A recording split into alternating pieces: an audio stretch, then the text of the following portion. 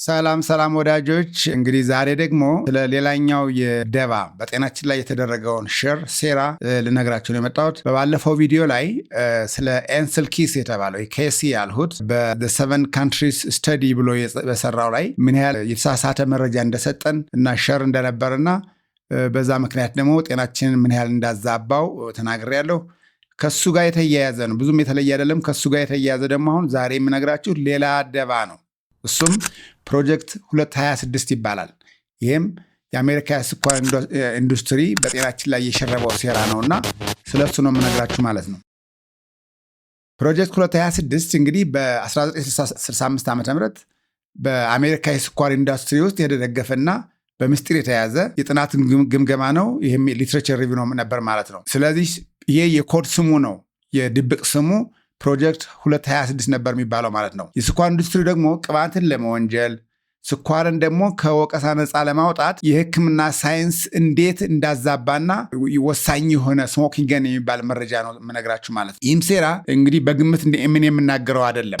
በ2016 ዓ.ም በካሊፎርኒያ ዩኒቨርሲቲ ውስጥ ያሉ ተመራማሪዎች በቤተ መጻሕፍት መዝገብ ውስጥ በደብዳቤ መንገድ ያገኙት ጉዳይ ነው እና በሱ የተረጋገጠ ነው። እኔ መላምት የምናገረው አይደለም። እና ጉዳዩ እንዲህ ነው። እንግዲህ በ1950ዎችና 60ዎቹ የልብ ህመምና ሞት እንግዲህ በጣም ጨመረ። የሚጠረጠሩ የነበሩት እነማን ናቸው? ስኳርና ቅባት ነበሩ አይደለም? ትናንትናም እንደተናገርሁት ባለፈው ቪዲዮ ማለት ነው። ይህ ደግሞ የስኳር ኢንዱስትሪውን በጣም ረበሸው። ምክንያቱም ስኳር ለጤና ችግር ነው ከተባለ ለነሱ እንግዲህ የገቢ ምንጫቸው ስለሆነ በጣም አሳሰባቸው ማለት ነው። አንድ የስኳር ጥናት ፋውንዴሽን የሚባል የስኳር ፋብሪካውን የሚወክል አንድ ተቋም ነበረ። እነሱ በከፍተኛ ድንጋጤ ውስጥ ገቡ ማለት ነው። ምክንያቱም እንደነገርኋችሁ ስኳር የጤና ችግር ነው መባል የለበትም። አለዛ ምን ይሆናል ማለት ነው? በቢሊዮንስ ኦፍ ዶላርስ ኪሳራ ይገባሉ፣ ትርፍ አይኖርም። ኢቨን የህልውና ሁሉ ስጋት ሊደርስባቸው ይችላል ማለት ነው። በተለይ ደግሞ በዛኔ ይሄ እንግሊዛዊ ትናንትና ባለፈው ቪዲዮ ላይም ተናግሬያለሁኝ። እንግሊዛዊ ሳይንቲስት ጆን ዮርኪን እና ሌሎች ተመራማሪዎች ስኳር የልብ ህመም መጨመር በቀጥታ የሚገናኝ ነው ብለው ጥናት ማውጣት ጀመሩ። በተለይ ጆን ዮርኪን ሹገር ፒውር ዋይት ኤንድ ዴድሊ የሚባል መጽሐፉን ሲያወጣ የስኳርን የጤና ችግር አጉልቶ አስቀመጠ። ስለዚህ በ1954 ዓ.ም የስኳር ጥናት ፋውንዴሽን ያልኳቸው የሳረፍ የሚባለው ፕሬዚደንቱ ሄንሪ ሃስ ይባላል። ባደረገው ንግግር ምን እንዳለ ልንገራችሁ። አሜሪካውያንን ወደ ዝቅተኛ ቅባት ወይም ሎው-ፋት አመጋገብ እንዲቀይሩ ማሳመን ከተቻለ የስኳር ፍጆታና ሽያጭን በ30% መጨመር እንችላለን ብሎ ተናገረ። በ1954 ነው እንግዲህ። በአመቱ በ1955 ደግሞ ምን አደረገ? የስኳር ጥናት ፋውንዴሽን ምክትል ፕሬዚደንቱ ጆን ሂክሰን ይባላል እያደገ የመጣውን የጸረ ስኳር ሳይንስ የሚመክት የጽሑፍ ግምገማ የሊትሬቸር ሪቪው ለማሰራት ወሰነ። አዲስ ላቦራቶሪ ደግሞ መስራት አልፈለጉም። ምክንያቱም ይህ አዲስ የሚያሰሩት የላቦራቶሪ ምርምር ውጤቱ ስኳር ሊሆነጅል ቢችልስ? በምትኩ እነሱ የፈለጉት ያሉትን ጥናቶችን እያጣቀሰ ሀሳቦችን እያዛባ የሚያቀርብ የሊትሬቸር ሪቪው ጽሑፍ ነው የፈለገው።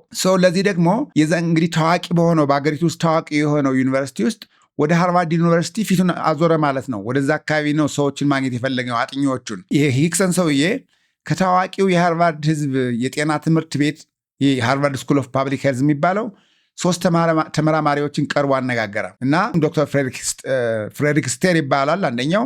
ይህ ደግሞ የሃርቫርድ ስነ ምግብ ክፍል ሊቀመንበር ነው፣ የኒውትሪሽን ዲፓርትመንቱ ማለት ነው። ሁለተኛው ዶክተር ሮበርት ማጋንዲ ይባላል።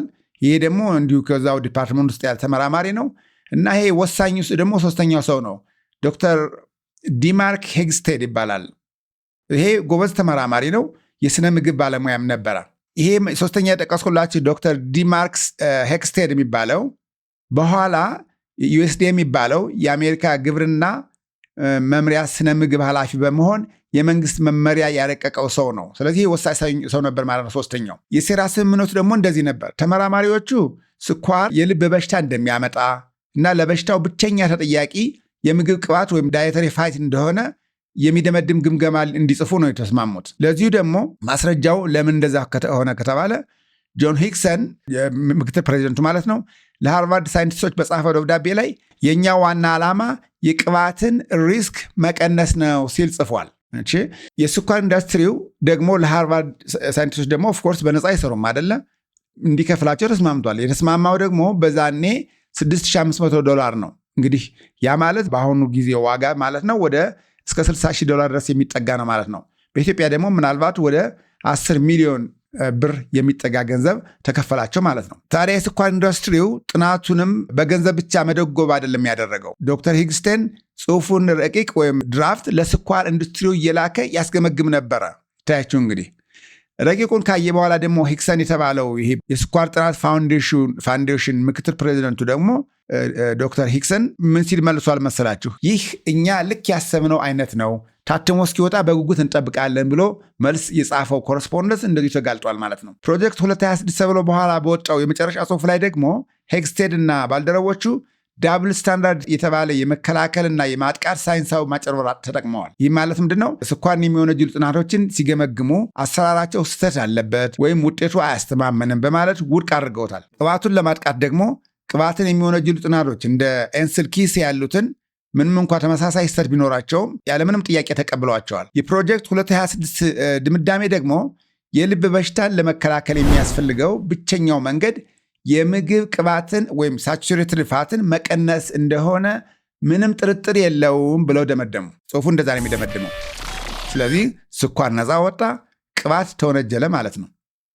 ይህ ጽሑፍ ደግሞ በኒው ኢንግላንድ ጆርናል ኦፍ ሜዲሲን ላይ ይሄ ኒው ኢንግላንድ ጆርናል ኦፍ ሜዲሲን የሚባለው ደግሞ በዓለም ላይ እጅግ ተቀባይነት ያለው እና የተከበረ የሕክምና ጆርናል ነው። በዚያን ወቅት ጆርናሎች የጆርናል ጸሐፊዎች የገንዘብ ምንጫቸው እንዲገልጹ አይገደዱም ነበረ። ስለዚህ ጽሑፉ የስኳር ኢንዱስትሪው እንደከፈለበት አልታወቀም፣ አልተገለጸም። ለሕክምናው ማህበረሰብ ደግሞ ይህ ጽሑፍ ከሃርቫርድ የወጣ ገለልተኛ እና እውነተኛ ጥናት መስሎ ነበር የታያቸው። በኋላም ጉቦውን ተቀብሎ ጽሑፉን ያዘጋጀው ተመራማሪ ዲማርክ ሄግስተን ያልኳችሁ የአሜሪካ መንግስት ቅድም እንዳልኩት የዩኤስዲኤ የስነ ምግብ ክፍል ኃላፊ አድርጎ ሾሞ ማለት ነው። ዩኤስዲኤ ማለት ደግሞ ዩናይትድ ስቴትስ ዲፓርትመንት ኦፍ አግሪካልቸር ማለት ነው። ልክ በእኛ አካባቢ አጠራር የአሜሪካ የእርሻ ሚኒስቴር እንደማለት ነው። ዩኤስዲኤ ደግሞ የሀገሪቱን የምግብ ስርዓት የሚከታተልና የምግብ ስርዓት የሚከታተል መንግስታዊ አካል ነው። ሰው ጉበኛው ኮራፕቱ ተመራማሪ ሄግስቴድ ነው እንግዲህ የዚህ ወሳኝ ዲፓርትመንት ኃላፊ ሆኖ የተሾመው።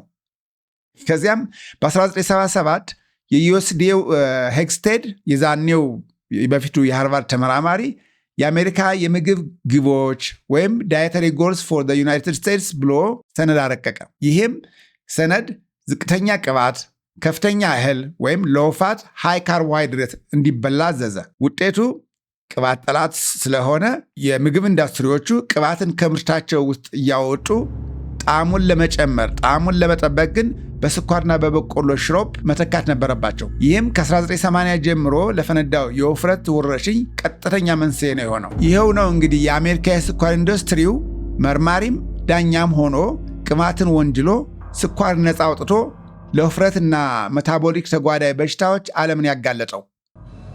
ለ50 ዓመታት ያህል 40% ስኳር የያዘ ቁርስ እንደ ሲሪያል ማለት ነው፣ የልጆች ሲሪያል ነገር አዋቂም የሚበላው ለነገሩ ለልብ ተስማሚ ተብሎ ሲሸጥ፣ ቅቤና እንቁላል ግን እንደ አደገኛ ሲቆጠሩ የኖሩት በዚህ ፕሮጀክት 226 ምክንያትና በኤንስልኪስ ጥናት ምክንያት ነው። ስለዚህ ምርጫው የኛ ነው። ካፒታሊዝም እንደው ለጤናችን አይጠነቀቅም፣ ለዶላሩ ነው እንጂ። እኛም ይህን አውቀን የሚበጀንን መምረጥ ያስፈልገናል። ይህን በመረዳት ነው ጤና ሆሊስቲክ የተመሰረተው እንደ ኤንስልኪስ እና ፕሮጀክት 226 የመሳሰሉ ታሪካዊ ሴራ ውጤቶችን ለመዋጋት። ስለዚህ ወደ ጤና ሆሊስቲክ ጎራ ብለው ለጤናው የሚበጀዎትን አካሄድ እናሳየው። ዛሬውኑ ቀጠሮ የያዙ